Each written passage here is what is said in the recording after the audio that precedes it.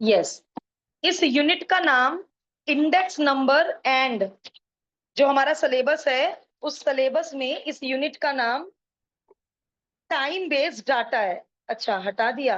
पहले इस यूनिट का नाम index number and time based data था, बट इंडेक्स नंबर 2022 से डिलीटेड है। और आपके इकोनॉमिक्स में शायद होता है इंडेक्स नंबर, होता है ना 11th में 12th में? 11th में वो डिलीटेड है। टाइम बेस्ड डाटा, पहले चैप्टर का नाम ही समझ लेते हैं, टाइम बेस्ड डाटा। अब आपने जब 11th में स्टैटिस्टिक्स की थी, डिस्क्रिप्टिव स्टैटिस्टिक्स, कितना बड़ा चैप्टर था। वेरिएंस, स्टैंडर्ड डेविएशन और स्क्यूनेस, कुर्टोसिस, पता नहीं क्या क्या निकाला था। तो हमें एक स्टैटिस्टिक्स में क्या गिवन होता है? एक डेटा गिवन होता है। फॉर एग्जाम्पल मुझे डेटा गिवन है कि 50, मान लो वेट की बात कर रही हूं मैं, 30 kg टू 40 kg इस स्कूल के इतने बच्चों का वेट है। 40 kg टू 50 kg इतने बच्चों का वेट है। 50 kg टू 60 kg इतने बच्चों का वेट है। 60 kg to 70 kg, 12th class के बच्चों का तो हो सकता है इतना वजन। 60 kg टू 70 kg इतने बच्चों का वेट है। और शुरू किया हमने for example 10 kg to 20 kg से। तो ये भी तो एक डेटा है, इसका हमने ग्राफ बनाना भी सीखा है, वेरिएंस, स्टैंडर्ड एविएशन, बहुत चीजें सीखी है। बट ये जो मैंने अभी डेटा का एग्जाम्पल दिया, स्कूल के बच्चों के वजन का एग्जाम्पल या हाइट ले लो, तो ये डाटा टाइम बेस्ड डाटा नहीं है। इसमें टाइम का क्या लेना देना, टाइम का तो कोई यूज ही नहीं हुआ। बट अब यदि मैं ऐसे लिखूं कि मंडे को सहारनपुर सिटी का एवरेज टेम्परेचर 37 डिग्री सेल्सियस रहा, ट्यूसडे को इतना रहा, वेडनेसडे को इतना रहा, ये जो डेटा है ये कहलाएगा टाइम बेस्ड डाटा। इसमें टाइम इंटरवल गैप लिया 1 डे।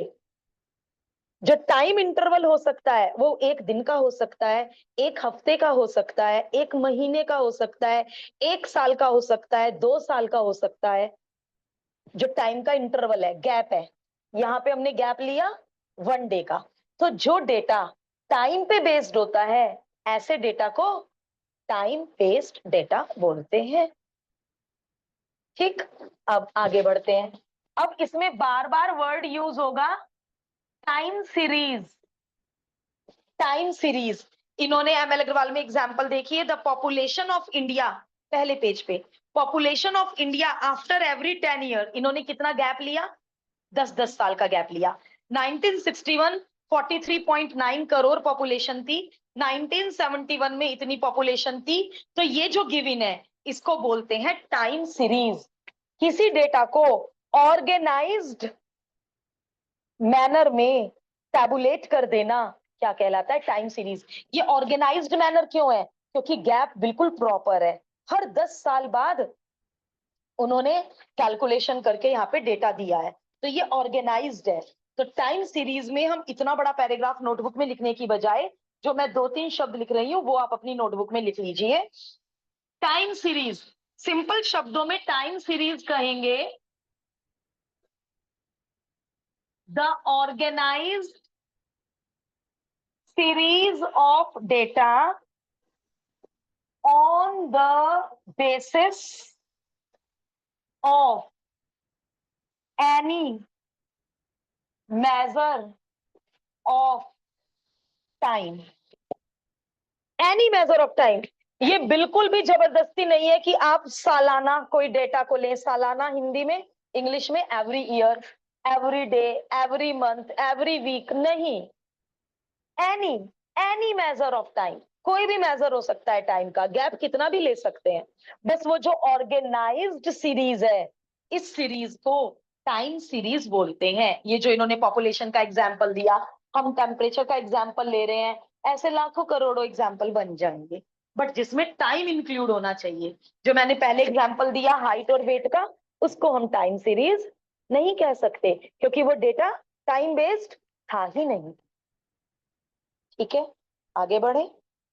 अब हमें ना 15-20 मिनट हमें थ्योरी पढ़नी है, उससे हमें एक्चुअली पता चलेगा कि हम ये चैप्टर क्यों पढ़ रहे हैं। ये आगे इकोनॉमी में, हायर स्टडीज में, कमर्शियल मार्केट में, ये टॉपिक बहुत काम का टॉपिक है, क्योंकि इससे हमें फ्यूचर की प्रेडिक्शन हो जाती है। हम डाटा को स्टडी करके बता सकते हैं कि फ्यूचर में क्या, जैसे इस डाटा को स्टडी करके तुम क्या बता सकते हो कि फ्यूचर में पॉपुलेशन बढ़ेगी बढ़ेगी, क्योंकि तुमने क्या नोटिस किया इस डेटा में, जो इन्होंने पॉपुलेशन का एग्जाम्पल दिया, हर 10 साल बाद पॉपुलेशन बढ़ रही है। तो फ्यूचर को प्रेडिक्ट किया जा सकता है टाइम सीरीज की मदद से। तो ये टॉपिक हमारे बहुत सारे फील्ड्स में काम आएगा, और हमें थ्योरी एक तो इसीलिए पढ़नी पड़ेगी जिससे हमें पता तो चल जाए कि हम जो मेथड से प्रेडिक्शन कर रहे हैं उसका यूज क्या है। और एक एमसीक्यू, एजर्शन रीजन, उनमें तो थ्योरी में से कहीं से भी क्वेश्चन बन के आ जाएगा।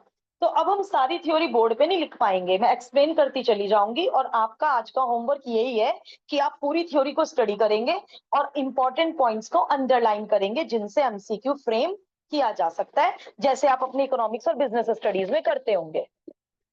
थ्योरी को सबको रीड करना है घर जाकर। चलिए, टाइम सीरीज पता चल गया हमें क्या होता है। अब हम देखेंगे क्या क्या ऐसे फैक्टर्स हैं जो डेटा पे असर डालते हैं।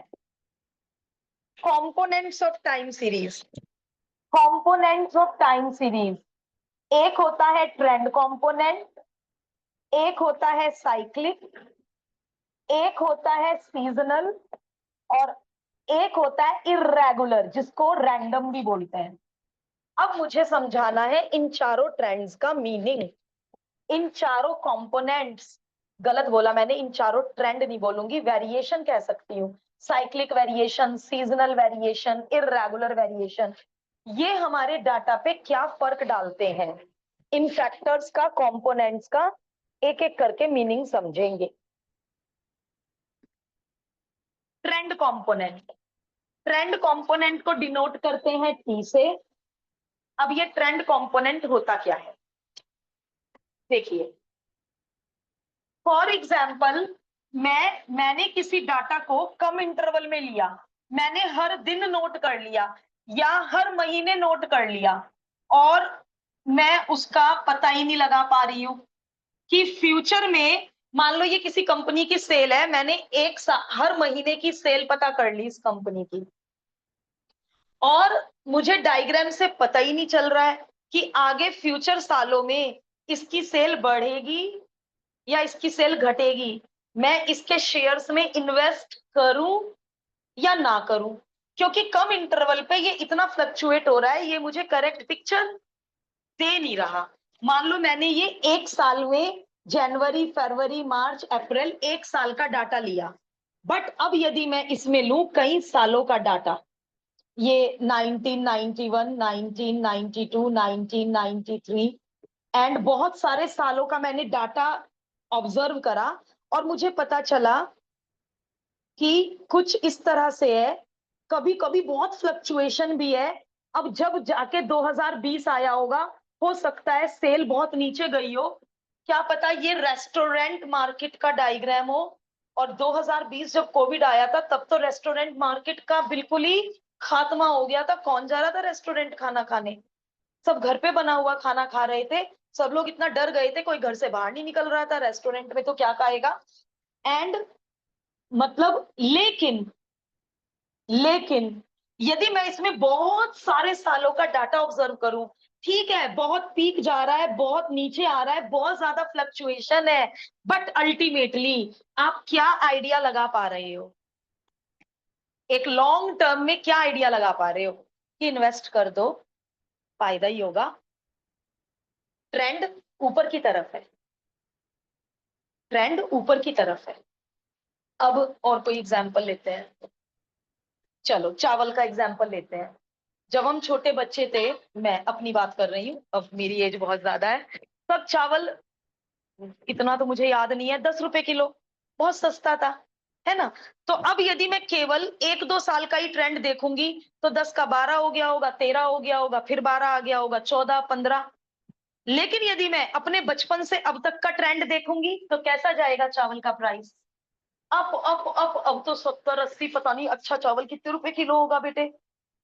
तो यदि मैं लॉन्ग टर्म में देखूंगी तो मुझे क्या पता चल रहा है कि प्राइस इज कॉन्टिन्यूअसली इंक्रीजिंग।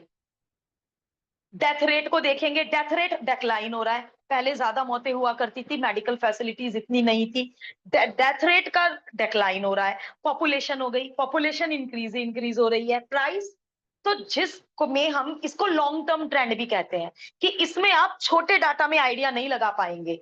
जब इंटरवल का गैप कई सालों में आप उस डाटा को स्टडी करेंगे, तब आप उसका ट्रेंड पता लगा पाएंगे कि ट्रेंड ऊपर की तरफ है या ट्रेंड नीचे की तरफ है, इंक्रीज हो रही है वो क्वांटिटी या डिक्रीज हो रही है। तो इसको बोलते हैं ट्रेंड, और इसको लॉन्ग टर्म ट्रेंड भी बोलते हैं, क्योंकि ये छोटे से इंटरवल में नहीं हिसाब लगाया जा सकता कि एक साल में देखा कि हाँ बढ़त हो रही है, कभी कभी नीचे हुई, पैसा इन्वेस्ट कर दो, क्या पता वो जाके बहुत ज्यादा डिक्लाइन हो जाए। तो लॉन्ग टर्म ट्रेंड होता है। ठीक है, अब इनका पैराग्राफ घर पे पढ़ लेंगे। मैंने वैसे पूरा पैराग्राफ एक्सप्लेन कर दिया कि यदि हम छोटे उसमें देखेंगे तो बहुत ज्यादा फ्लक्चुएशन नजर आएंगे, और लंबे पीरियड में देखेंगे तो हम उसका ट्रेंड पता लगा पाएंगे, इंक्रीजिंग है या डिक्रीजिंग है। अब यहां बैठ के ये पूरा पैराग्राफ आप घर पे स्टडी कर लीजिएगा। चलिए, साइक्लिकल कंपोनेंट, साइक्लिकल कंपोनेंट इसको रिप्रेजेंट करते हैं सी से, लेटर सी से। अब साइक्लिक, जैसे साइकिल चलाते हैं, पैडल, कभी राइट पैडल ऊपर, फिर लेफ्ट पैडल ऊपर, राइट पैडल ऊपर, लेफ्ट पैडल ऊपर। तो इसमें जो ट्रेंड होता है ये साइक्लिकल ट्रेंड होता है, साइक्लिकल ट्रेंड होता है। मतलब कभी कभी तो बहुत हाई प्रॉस्पेरिटी कह सकते हैं इसको, बहुत ज्यादा। इसमें इन्होंने इस बात को ना बस एक छोटे से पैराग्राफ में किया है, बट आप इसको ऐसे समझो, बहुत प्रॉस्पेरिटी हो रही है, थोड़े टाइम बाद डिक्लाइन होना शुरू हो गया, एक स्टेज ऐसी आई बिल्कुल ही सेल खत्म, उसके बाद उस कंपनी ने फिर रिकवरी शुरू कर दी, और फिर उसी लेवल पे वो पहुंच गई। तो एक साइकिल टाइप बनेगी। फिर दूसरी कंपनी आई, ये नहीं पता कितने सालों बाद आई, कब आई, इसमें टाइम का अंदाजा नहीं लगेगा। फिर वो कंपनी आई, उस कंपनी ने ओवरटेक कर ली मार्केट, और ये बेचारी फिर डिक्लाइन होनी शुरू हो गई। फिर इसने मेहनत करी, बोर्ड ऑफ डायरेक्टर चेंज करे, यंग ब्लड को लेके आए, इस कंपनी ने फिर तरक्की करनी शुरू कर दी। तो जब सेल या कोई भी चीज साइक्लिक ऑर्डर फॉलो करे, ऐसे कंपोनेंट को कहते हैं साइक्लिक कंपोनेंट। बढ़त से डिक्लाइन हो, डिक्लाइन से फिर धीरे धीरे रिकवरी होनी शुरू हो जाए, फिर हम प्रॉस्पेरिटी वाली स्टेज पे आ जाएं, फिर डिक्लाइन होना शुरू हो जाए, फिर प्रॉस्पेरिटी आ जाए। तो जब साइकिल टाइप का डायग्राम बने, ऐसे ट्रेंड को कहते हैं साइक्लिक ट्रेंड। इतना ही एनफ है 12th एकेडमिक के लिए। हायर स्टडीज में ये चैप्टर और ज्यादा वाइड मिलेगा, बट 12th के लिए इतना एनफ है। ठीक है, सीजनल ये बहुत आसान है, नाम से पता चल रहा है। एग्जाम्पल देना कोई सीजनल ट्रेंड, कैसे बिक्री में बढ़ोतरी और बिक्री में घटोतरी हो सकती है, एग्जाम्पल देना। मैंगो, बहुत सही, मैंगो का सीजन जब आता है तो मैंगो की जबरदस्त सेल है, और बाद में जो वो कोल्ड स्टोरेज का मैंगो बेचते हैं, क्या उतनी सेल हो सकती है जितनी मैंगो के सीजन में होती है? बहुत सही एग्जाम्पल। दिवाली का सीजन जब आएगा तो क्रैकर्स, लाइट्स बहुत बिकेंगी। कोई रोज जनवरी फरवरी में तुम इतनी लाइट खरीद लोगे, इतनी बिक्री होगी, शॉप बिल्कुल ठंडी पड़ी रहती है, बट दिवाली के टाइम पे वही चीज 4 गुना होके बिकती है। और आइसक्रीम ले लो, समर्स में आइसक्रीम की सेल बहुत, विंटर में भी आइसक्रीम बंदा खाता है, इतनी नहीं, इतनी सेल नहीं होगी। मतलब ये नहीं है जीरो सेल हो जाएगी, बट जो सीजन के अकॉर्डिंग सेल बढ़े और घटे, ऐसे ट्रेंड को कहेंगे सीजनल ट्रेंड। इररेगुलर भी बहुत इजी है समझना। इररेगुलर यानी जो अचानक हो जाए, फायर लग गई कंपनी में, गया सारी सेल्स डाउन। कोविड सबसे बड़ा एग्जाम्पल, कोविड आ गई, रेस्टोरेंट का सब खत्म, किसको हाइप मिली? डॉक्टर्स को। और वो जो मशीन वो फिंगर में लगाते हैं, क्या बोलते थे उसे, ऑक्सीमीटर, ओ भाई क्या सेल, बीपी, मतलब ये दो तीन चीज तो हमने भी खरीदी, हर घर ने खरीदी, इतना डर बैठ गया था। और कौन, वरना कोविड से पहले ओ भाई पूरी कॉलोनी में मुश्किल से 1-2 मकान में भी ना मिलती ऑक्सीमीटर और ब्लड प्रेशर की मशीन। बट उसके बाद कोविड में इतनी ज्यादा उसकी सेल में इंक्रीज हुई, रेस्टोरेंट में घटोतरी हुई। सैनिटाइजर पहले भी बिकते थे, बहुत लोग हमारी क्लास में भी 2-4, मैं कब की पुरानी बात कर रही हूँ, 1-2 बच्चे ऐसे थे बहुत रिच फैमिलीज के, उनके बैग में सैनिटाइजर की बोतल होती थी, और वो इंटरवल में हाथ सैनिटाइज करके खाना खाते थे। हम तो टंकी पे जाके धो के आके खाना खा लेते थे। बट ऐसा नहीं है, सैनिटाइजर अभी आए मार्केट में, बिक रहे हैं बहुत सालों से। बट कोविड में क्या हाइप थी, सैनिटाइजर, घर घर में सैनिटाइजर की बड़ी बड़ी बोतलें थी। तो इरेगुलर ट्रेंड, फ्लड आ जाए या मस्टर्ड किसी तरह के ऑयल पे बैन लग जाए तो दूसरी तरह का ऑयल एकदम बिक्री पकड़ लेगा। तो इसको बोलते हैं इरेगुलर ट्रेंड। इनके सिंबल देखो, सीजनल ट्रेंड का कैपिटल एस, इरेगुलर ट्रेंड का कैपिटल आई। सिंबल इसलिए कर लो, एमसीक्यू वगैरह में पता नहीं चलता बेटे इसमें कौन एमसीक्यू किसका बन के आ जाए। एमएल अग्रवाल के तो एमसीक्यू हम करेंगे ही, बट आप एग्जाम डेज में और अब भी थ्योरी को बार बार रीड करेंगे जिससे सारी थ्योरी हमारे माइंड में सेट हो जाए और हम एमसीक्यू में फटाफट करेक्ट ऑप्शन पे टिक लगा पाए। चलिए, कंपोनेंट ऑफ टाइम सीरीज समझने के बाद time series analysis mathematical portion अभी शुरू होगा। थोड़ी सी थ्योरी और पढ़नी है, उसके बाद मैथमेटिकल पोर्शन है जिसमें से 5 नंबर का 2024 की मैंने 2 केस स्टडी दी, एक केस स्टडी इसी चैप्टर की है। 4 नंबर या 5 नंबर में क्वेश्चन पक्का है वो जो हम मैथमेटिकल पोर्शन करेंगे, और बहुत इजी है। इस चैप्टर के नंबर हर बच्चे के solid full out of full पक्का है। चलिए, टाइम सीरीज एनालिसिस, तो इसको मैं इतने बड़े पैराग्राफ की बजाय इसका शॉर्ट में बताती हूँ क्या ऑब्जेक्टिव है। टाइम सीरीज एनालिसिस हम क्यों एनालाइज कर रहे हैं, हम क्यों मेथड पढ़ रहे हैं? टू प्रोवाइड गुड फोरकास्ट या कह लो prediction of future values. Predict हो जाएगा डाटा को स्टडी करके, फोरकास्ट आगे का पता चल जाएगा कि हाँ भाई सेल कंपनी तरक्की पे ही जा रही है, नहीं कंपनी डिक्लाइन हो रही है, उसके शेयर्स में इन्वेस्ट करना बहुत गलत हो जाएगा। तो टाइम सीरीज का यही मेन काम है, फोरकास्ट करना और प्रेडिक्शन लगाना।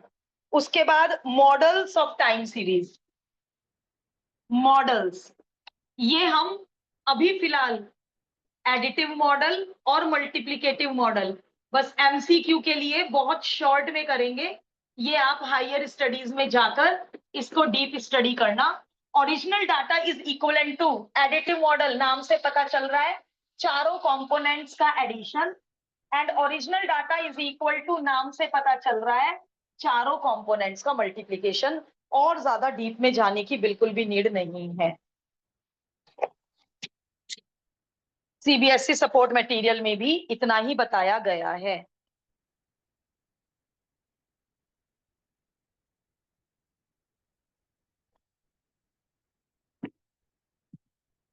अब हम करेंगे ट्रेंड को एनालाइज,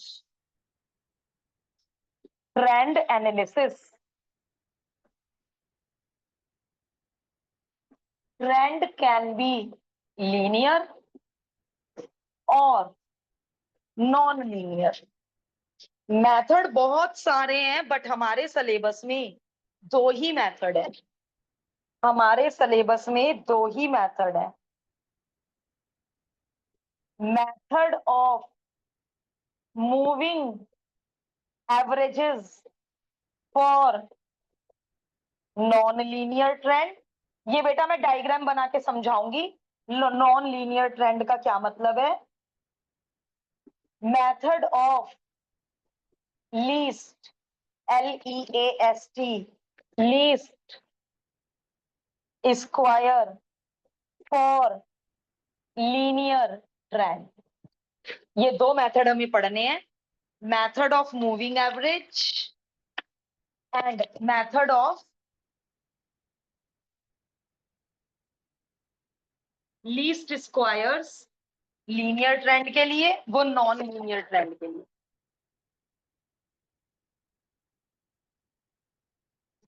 ये तो जस्ट हेडिंग्स हैं बोर्ड पर, इनके अंदर की डीप स्टडी आप सीबीएसई सपोर्ट में, एक दिन सीबीएसई सपोर्ट मटेरियल से पढ़ना और एक दिन एमएल अग्रवाल से पढ़ना। इन दोनों बुक से बाहर उम्मीद कम है, पूछ लें तो फिंगर क्रॉस्ड, कुछ नहीं कह सकते, बट आप थ्योरी दोनों बुक से अच्छे से रीड करना डीपली, जैसे आप अपने थ्योरेटिकल सब्जेक्ट्स करते हैं। लीस्ट स्क्वायर्स, LEAST SQUAR, इसमें स्क्वायर्स करने पड़ेंगे हमें। For linear trend. इसमें एवरेजेस निकालने पड़ेंगे, इसका नाम है मूविंग एवरेज। इसमें स्क्वायर्स करने पड़ेंगे, इसका नाम है लीस्ट स्क्वायर। ऑनलाइन वाले स्टूडेंट्स बताएं इतना ओके है? पहले मेथड पर आ जाएं, थोड़ा सा मैथमेटिकल पार्ट कर लेते हैं, वरना आज का पूरा लेक्चर थ्योरी में चला गया। और मैथमेटिक्स में इतनी थ्योरी तो हमने आज तक किसी चैप्टर में नहीं पढ़ी। थोड़ा सा थ्योरी पढ़ते हैं और फिर फॉर्मूला क्वेश्चंस शुरू हो जाते हैं। अब ये जो बेटा इन्होंने मूविंग एवरेज मेथड में इतनी सारी थ्योरी समझा रखी है, इसको मैं आपको एग्जांपल्स की हेल्प से बताती हूँ। ये पढ़ना बहुत यूजलेस हो जाएगा, इतना सारा पैराग्राफ ये छोड़ दो। मैं आपको एग्जांपल्स की हेल्प से सिखाती हूँ moving average. Example number 1, part number 1। ये जो हॉरिजॉन्टल टेबल है, इस टेबल को वर्टिकल कर लो। इस टेबल को वर्टिकल कर लो, मेरे साथ साथ करो बेटे, वरना पहले मैं करूंगी फिर आप करोगे, बहुत टाइम कंज्यूम हो जाएगा। मेरे साथ साथ एग्जामिनर हॉरिजॉन्टल टेबल देगा, आप इसको वर्टिकल टेबल जैसे स्टैटिस्टिक्स में करते थे, वर्टिकल टेबल में कन्वर्ट करो। 1995 में एनुअल सेल है 3.6। ये क्या मतलब है? 40 रुपीज, इसका मीनिंग समझाना। 40 रुपीज, इसका क्या मीनिंग है? कोई तो समझा दो।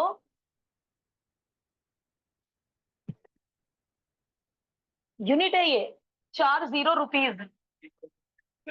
यस, 3.6 मल्टीप्लाइड बाई 10,000, कितनी एनुअल सेल है? यदि यहाँ होता इन करोड़, 3.6 करोड़ सेल है, एनुअल सेल, एक साल की। और आपकी नोटबुक में तो ये लाइंस खिंची हुई है। बिन प्लेन पेपर पे ये क्वेश्चन कभी मत करना, अभी पता चल जाएगा मैंने ऐसे क्यों बोला।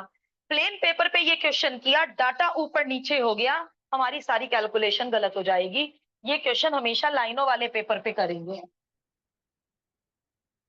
1996 में 4.3, 1997 में भी 4.3, 1998 में 3.4, 1999 में 4.4, 2000 में 5.4,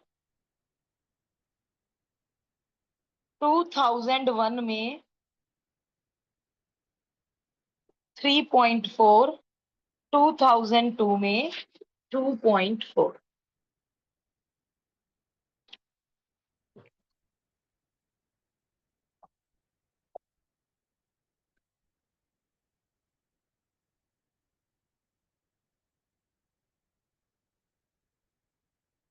अब जरा क्वेश्चन पढ़ते हैं।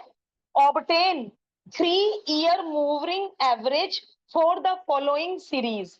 सेकंड पार्ट, इसी सीरीज के लिए 5 year moving average. Third part, इसी सीरीज के लिए 4 ईयर सेंटर्ड मूविंग एवरेज। जब इवन नंबर होगा 4, 6, तो सेंटर्ड वर्ड होगा मूविंग एवरेज के साथ। अभी बताऊंगी क्यों। आज क्योंकि काफी टाइम थ्योरी में चला गया, तो आज हम केवल ऑड वाला सीख पाएंगे। 3, 5, 7। इवन वाले का अलग करने का तरीका होता है, ऑड का अलग करने का तरीका होता है। आज हम ऑड सीखेंगे केवल, कल इवन सीखेंगे। इवन वाला थोड़ा सा टिपिकल पड़ता है, उसमें डाटा ऊपर नीचे होने का डर रहता है। चलिए अब क्या कहता है मेथड। एक कॉलम बनाओ बेटे 3 ईयर मूविंग टोटल का, और एक कॉलम बनाओ 3 ईयर मूविंग एवरेज का।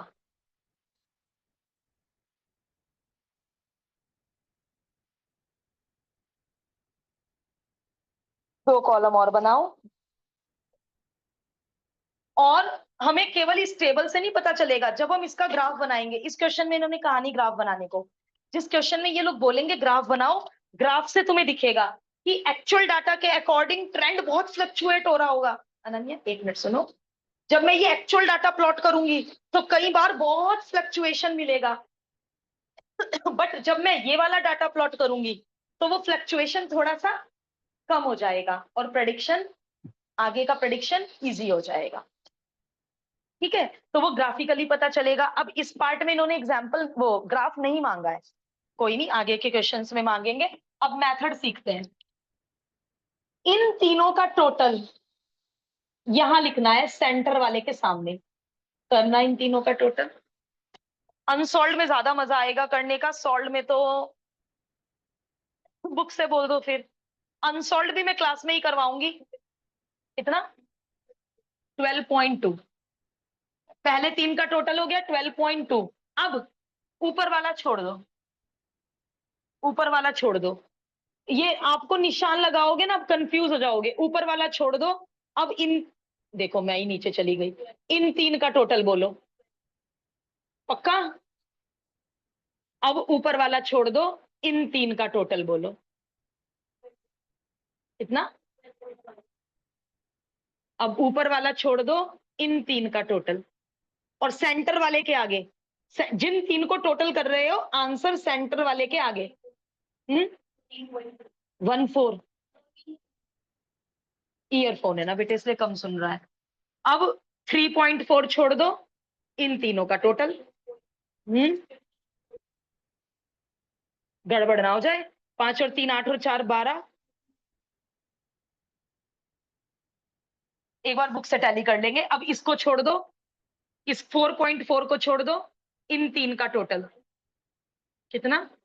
5 और 3 8 और 2 10, और एक इधर से कैरी ऑन आएगा। बुक से टैली कर लेंगे। पहले कॉलम में और लास्ट कॉलम में कुछ नहीं आएगा 3 ईयर मूविंग एवरेज में। 3 ईयर सीख रहे हैं अभी हम। सेंटर वाले के आगे लिखनी है डिजिट। अब एवरेज, हम इसके बिना सीधा ये बना सकते थे, बट हमें इस टेबल के मार्क्स मिल जाएंगे स्टेप वाइज मार्किंग में। मेरा यूज एवरेज का ही होगा। मैं प्लॉटिंग ग्राफ में एवरेज की करूंगी। एवरेज क्या होगा? तीन का average, sum of 3 observation upon 3।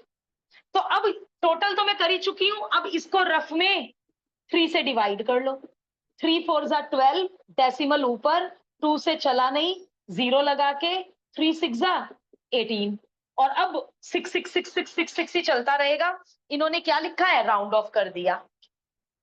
क्यों कर दिया राउंड ऑफ? क्योंकि ये बार बार 20 20 20 रिमाइंडर बचता चला जाएगा, 6 6 6 6 6 6 चलता चला जाएगा, इसलिए राउंड ऑफ कर दिया। चलिए सिमिलरली, अब ये इन तीनों का टोटल तो मेरे पास ऑलरेडी है। अब मेरा एक ही काम बचा, 3 से डिवाइड करना। तो आप इस टेबल के बिना डायरेक्ट ये भी बना सकते हो, इन तीनों का ऐड अपॉन 3, बट कोई भी एडवाइस नहीं देगा, कोई भी टीचर नहीं कहेगा सीधा ये टेबल बनाओ। पहले आराम से टोटल कर लो, फिर 3 से डिवाइड कर लेना। पता चला टोटल भी कर रहे हो, डिवाइड भी कर रहे हो, गलत डिजिट उठ गई, कोई गलत छूट गई, कोई गलत ऐड हो गई, तो रिस्क नहीं लेंगे। हम इस कॉलम को जरूर बनाएंगे, और जब बोर्ड हमारी कॉपी चेक करेगा तो यदि ये टेबल करेक्ट है और इसमें थोड़ी बहुत ही गलती है तो हमें मार्क्स मिलेंगे।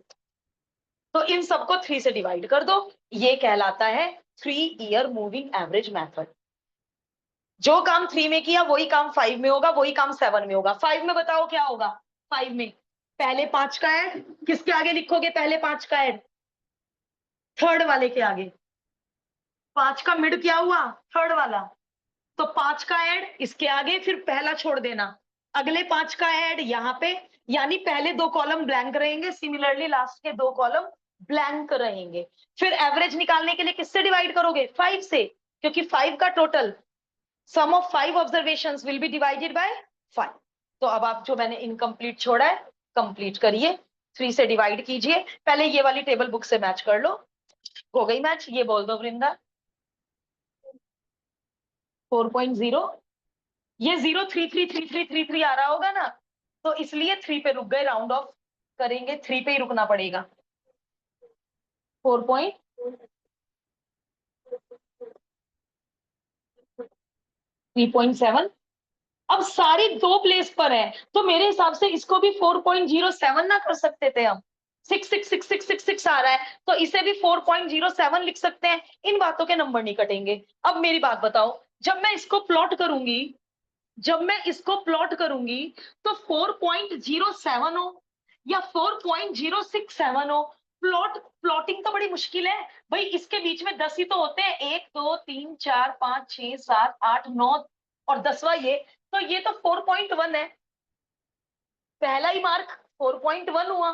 मुझे लेना है 4.07, यानी 4 पॉइंट कितना, मतलब कितना एक्यूरेट बना सकता है बंदा, 1996। तो इन बातों के आपके नंबर नहीं कटेंगे कि 4.067 एग्जैक्ट प्लॉट करो, अंदाजे से ही तो प्लॉट करेगा बच्चा। बस अंदाजा बहुत खराब नहीं होना चाहिए कि मैम 4.07 यहाँ प्लॉट कर दिया तो क्या हो गया, भाई तुम 4.5 के पास प्लॉट कर रहे हो, बहुत कुछ हो गया, सारा ही ट्रेंड बदल दिया तुमने।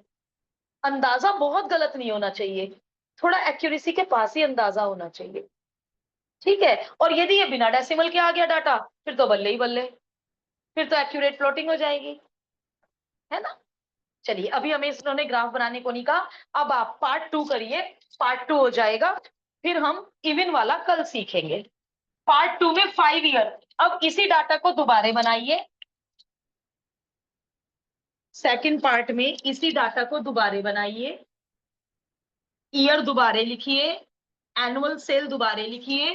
अब यहाँ पे हेडिंग चेंज हो जाएगी, 5 year moving total. I hope बहुत इजी लगा होगा यार, ऐड करना है और 3 से डिवाइड करना है, इसमें ऐड करना है और 5 से डिवाइड करना है।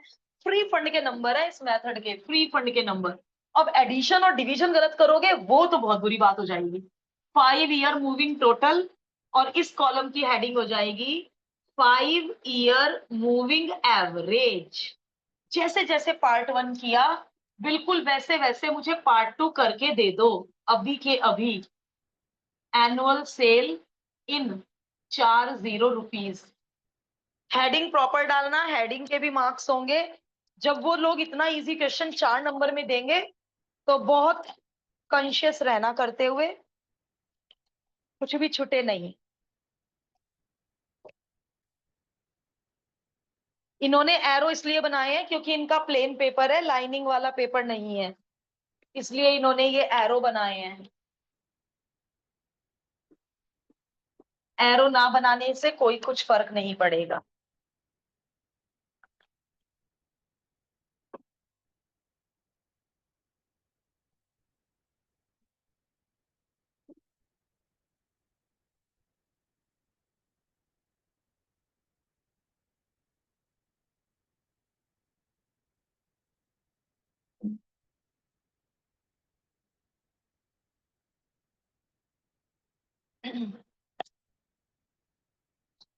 कल पहले एक ऑड वाला करेंगे और उसका ग्राफ सीखेंगे। ग्राफ पेपर ले आओगे तो आपका ग्राफ बहुत नीट बनेगा, प्लेन पेपर पे ग्राफ बहुत गंदा और रफ बनेगा। तो कल ग्राफ पेपर कोशिश करके याद रखिएगा लाना।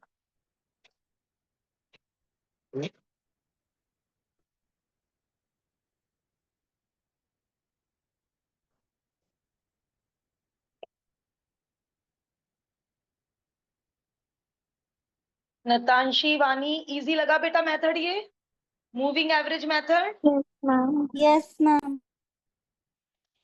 इवन में जब 4 और 6 होगा तो थोड़ा सा काम एक्स्ट्रा होगा, वो हम सीखेंगे क्या एक्स्ट्रा काम होगा।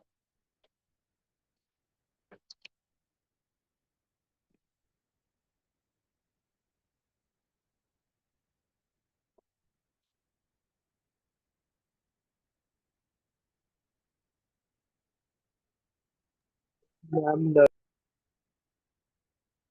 ये वाले दोनों कॉलम भर लिए भव्य, यस मैम।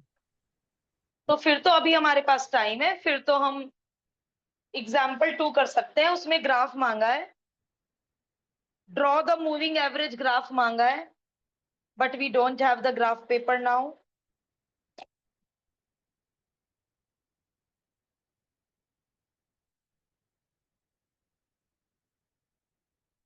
एग्जाम्पल 3 में भी ग्राफ मांगा है, एग्जाम्पल 4 में भी ग्राफ मांगा है, 5 में भी ग्राफ, ओ भाई आगे सारे एग्जाम्पल्स में ग्राफ है।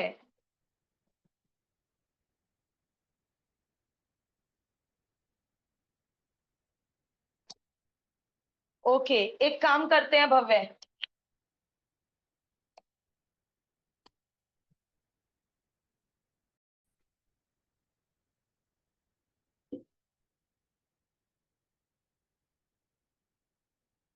एग्जाम्पल 1 का थर्ड पार्ट हम लोग कल सीखेंगे, एक्सरसाइज 11.1 क्वेश्चन नंबर 1 करके दिखाइए। टाइम ओवर होने में केवल 4-5 मिनट बचे हैं। इतनी जल्दी जल्दी हम इवन वाला नहीं सीख पाएंगे।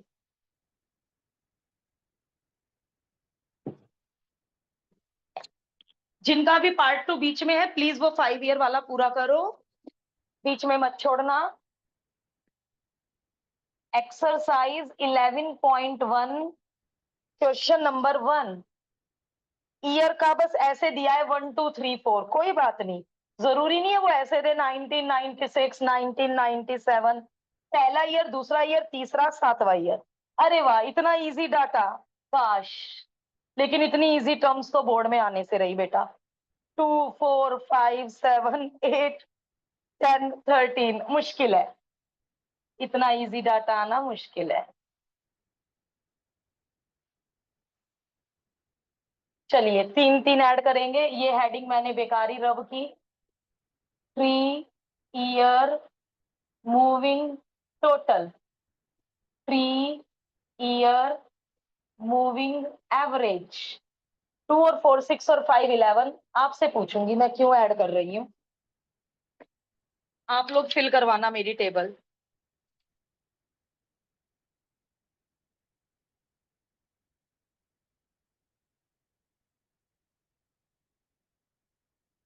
ये बड़ी दुविधा वाली बात है। आंसर शीट में कभी कभी तो ये 3 प्लेस तक आंसर दे रहे हैं और कभी कभी 2 प्लेस तक। 3 प्लेस की तो प्लॉटिंग बहुत मुश्किल है, तो मेरी एडवाइस रहेगी 2 प्लेस। 3 प्लेस की प्लॉटिंग कैसे करोगे? ग्राफ पेपर पे 3.677 बंदा कैसे प्लॉट करेगा? बोलो टेबल। 11 16 20 25 31।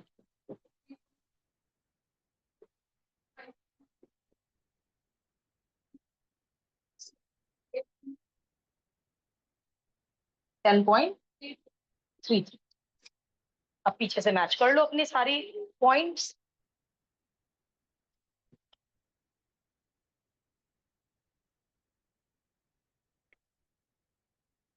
Very good. 2 का डाटा भी बहुत इजी है, 2 भी अभी खत्म करो, उसके बाद छुट्टी। आप कहोगे ये तो मैम आगे आगे आगे बढ़ती जा रही हैं, बिल्कुल ही जीने नहीं देती। बस क्वेश्चन 2 और करो, उसके बाद छुट्टी।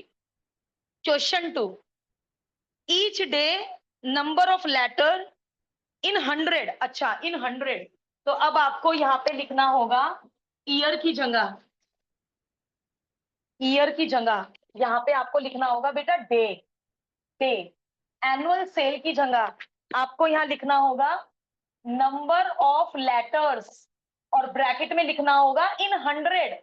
इन 100 का मतलब है पहले दिन 3500 लेटर पोस्ट हुए, दूसरे दिन 7000 यानी 7000 लेटर पोस्ट हुए। तो ये आपको कॉलम अच्छे से बनाना है। First day, second day, third day. अब इन्होंने टेबल नहीं बना के दी, कोई बात नहीं, टेबल हम बना लेंगे। 35, second day 70, third day 36, fourth day 59, fifth day 62, sixth day 60, seventh day 71 and display these graphically. ओहो, चलो कोई बात नहीं, तुम डाटा बनाकर छोड़ दो, क्योंकि ग्राफ हम कल सीखेंगे। और आंसर मैच करके मुझे बताओ सारा डाटा मैच हुआ आंसर से। तो आज हमने केवल क्वेश्चंस किए हैं 3 year moving average and 5 year moving average. कल ग्राफ भी सीखना है, 4 ईयर मूविंग एवरेज भी सीखना है, 6 ईयर मूविंग एवरेज भी सीखना है।